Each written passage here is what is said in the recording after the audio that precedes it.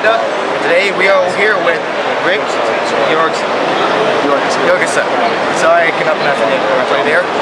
We're here with Andy from Longbow Games, and we're going to hear talk about their new game, Hegemony Philip of Macedon. Well, first of all, I want to thank you for doing this interview with us, and all of you really appreciate this. So first of all, what is this game?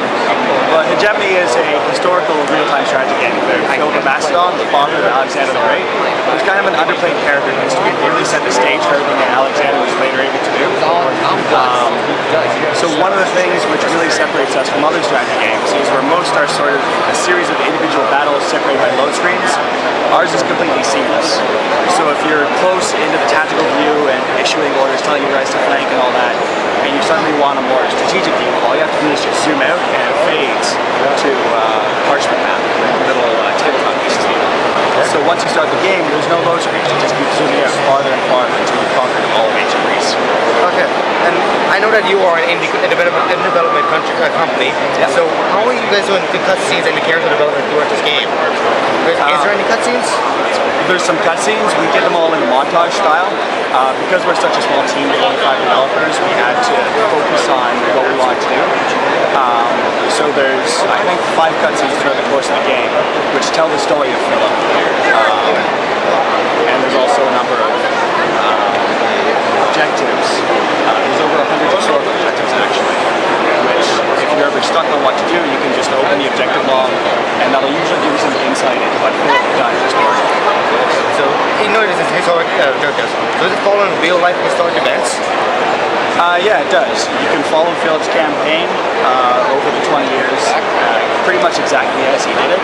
But there's also most of the objectives in the game are completely optional. So if you ever want something new to do, or if you want to, go off in a direction that Philip didn't, you're free to do that. Just wander off and find something new to do. That's interesting. Now, how exactly are we playing this RTS game? Well, it's a Windows XP or higher game, so mouse and keyboard. For the combat system and the buildings, how do you create units? Okay. Actually, one of the things which also separates us is in most games, you build units, you send them off to fight, they die, and you have to build more. We wanted less turnover in our game, so we did it with more of an income and expenses model. So you have a certain number of population points that you can spend with the game. And as you complete more quests and capture more cities, that number will go higher. But if one of your brigades is defeated, it just returns back to its home city and starts recruiting back into its brigade until it's ready to go out. And so how are you doing the income system? Is there certain building you want to build more higher money, or is it all based on population? Well, there's population and there's gold.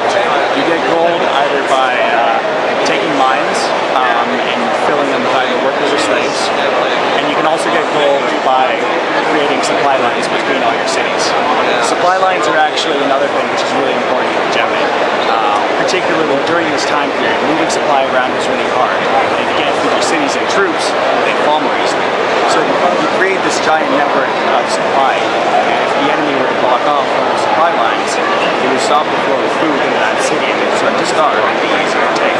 So it's a really good tactic to use against stronger cities, is to starve them out and soften them up first. Yeah. And I saw through your trailers, it's enhanced tactical combat. How does the combat system work in this game?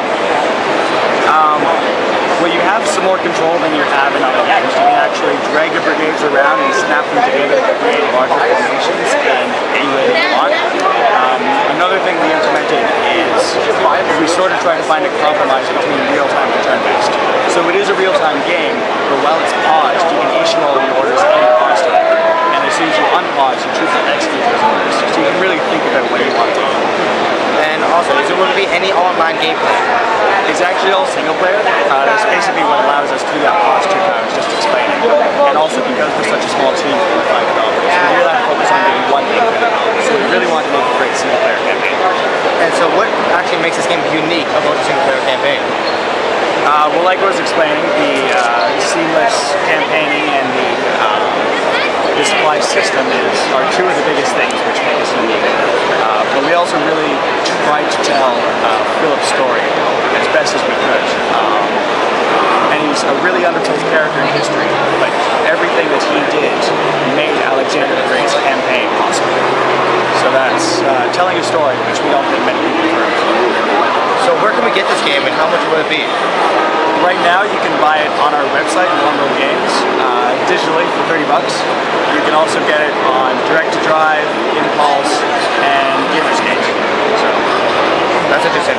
Thank you for this interview, and you heard everyone, this is Hegemony Philip of Macedon, and thank you for doing this interview. Thank you.